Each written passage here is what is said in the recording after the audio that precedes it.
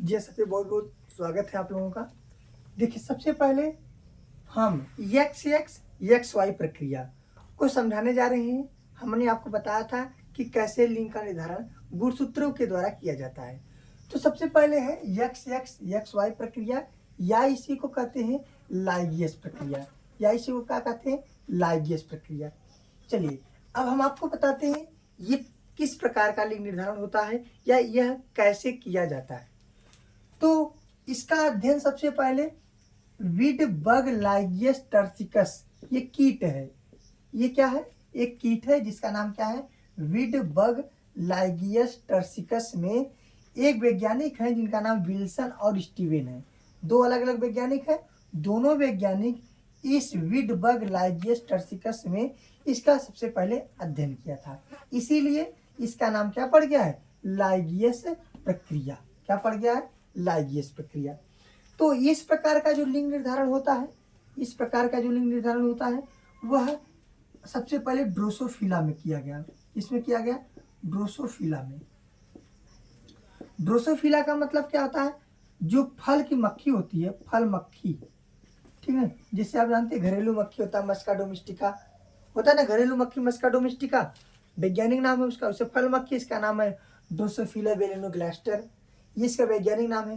तो जो फल मक्खी होता है ड्रोसोफिला, उनमें इस प्रकार का लिंग निर्धारण होता है। तो आपको एक चीज पता होगा क्या, कि जो उच्च वर्ग का प्राणी होता है, जो उच्च वर्ग का प्राणी होता है उनमें लिंग गुणसूत्र जो होता है वो जोड़े में होता है। कैसे होता है? लिंग गुणसूत्र क्या होता है? जोड़े में होता है। जोड़े का मतलब क्या? जैसे आप जानते हैं मानव में नर का एक्स वाई और मादा का एक्स एक्स वाई होता है। तो एक्स एक्स मादा का एक्स वाई नर का, तो दोनों कैसे हैं? जोड़े में है, यानी पेयर्स में होता है। वैसे इनमें भी लिंग गुणसूत्र जोड़े में पाए जाते हैं। कैसे पाए जाते हैं? जोड़े में पाए जाते हैं। चलिए अब देखते हैं कैसे इनमें लिंग का निर्धारण किया जाता है, ठीक ना। इनमें कैसे लिंग का निर्धारण किया जाता है? तो इस प्रकार का लिंग निर्धारण किसमें किया जाता है आपको बता दें, ड्रोसोफिला में। किसमें? ड्रोसोफिला में। ड्रोसोफिला में लिंग निर्धारण एकदम बहुत ही सरल है, बस ध्यान से देखिएगा। इस प्रकार का लिंग निर्धारण किसमें होता है? ड्रोसोफिला में। तो सबसे पहले बात क्या है, ड्रोसोफिला में गुणसूत्रों की संख्या कितनी होती है? 4 जोड़ी होता है। ड्रोसोफिला में गुणसूत्रों की संख्या कितनी होती है? 4 जोड़ी होती है। याद रखिएगा, ड्रोसोफिला में गुणसूत्रों की संख्या कितनी होती है? 4 जोड़ी होता है। अब आप जानते हैं कि नर में भी और मादा में भी, दोनों में 4 जोड़ी होंगे। 4 जोड़ी इनमें, 4 जोड़ी उनमें होगा। जैसे 1 जोड़ी, 2 जोड़ी, 3 जोड़ी और 4 जोड़ी। इनमें ऐसे होगा 1 जोड़ी, 2 जोड़ी, 3 जोड़ी और 4 जोड़ी। ये 4 जोड़ी गुणसूत्र किसमें होता है? ड्रोसोफिला में होता है।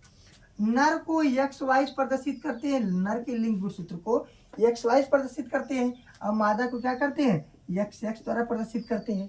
इसलिए इसका नाम एक्स वाई और एक्स एक्स प्रक्रिया पड़ गया, ठीक न। और यहाँ पे नर क्या है? विषम है। विषम का मतलब दोनों का गुणसूत्र अलग अलग है। मादा क्या है? मादा का सम है। तो अब देखिए इनमें 4 जोड़ी गुणसूत्र नर में, 4 जोड़ी गुणसूत्र मादा में पाया जाता है। इनमें दूसरा तीसरा चौथा, क्या? दूसरा तीसरा चौथा जो गुणसूत्र होता है ये समान होता है, अर्थात इसे हम कह देंगे ये समजात है। कैसा है? ये समजात है। समझ में आ गया ना। लेकिन पहला जोड़ी मादा का, पहला जोड़ी नर का अलग अलग होता है। इसे हम लोग क्या कहते हैं? लिंग गुणसूत्र कहते हैं। इसे हम लोग क्या कह दिए? लिंग गुणसूत्र। बात समझ में आ गई नहीं? जैसे मानव में 22 जोड़ी नर का, 22 जोड़ी मादा का क्या होता है? समान होता है। उसे कायिक गुणसूत्र, दैहिक गुणसूत्र या समजात कुछ भी कर सकते हैं। वैसे ड्रोसोफिला में दूसरा तीसरा चौथा, दूसरा तीसरा चौथा क्या है? उसका कायिक गुणसूत्र है। और पहला जोड़ी क्या है? लिंग गुणसूत्र है।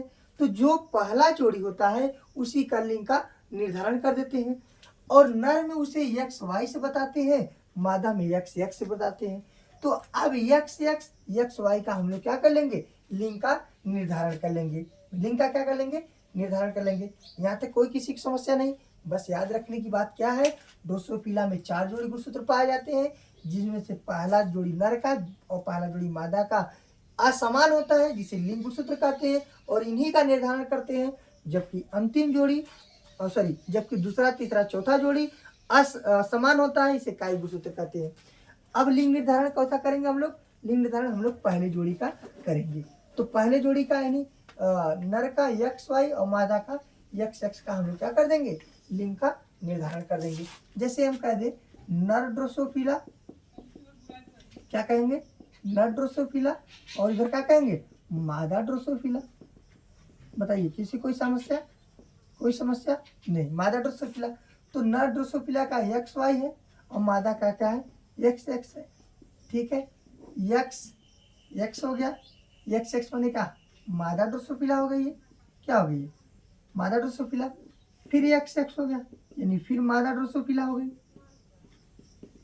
और ये Y है, ये X है, XY यानी नर ड्रोसोफिला। और ये X, ये Y यानी XY, ये भी नर ड्रोसोफिला। ठीक, यानी 50% नर ड्रोसोफिला और 50% मादा ड्रोसोफिला इससे उत्पन्न होती है। अब यह ड्रोसोफिला में लिंग निर्धारण हो गया, या इसे हम कह दें XX या XY प्रक्रिया होगी। तो आप इसे एक बार फिर से देखिएगा, आपको पूरी तरह समझ में आ जाएगा। ठीक है, ज़्यादा से ज़्यादा शेयर करिएगा। धन्यवाद।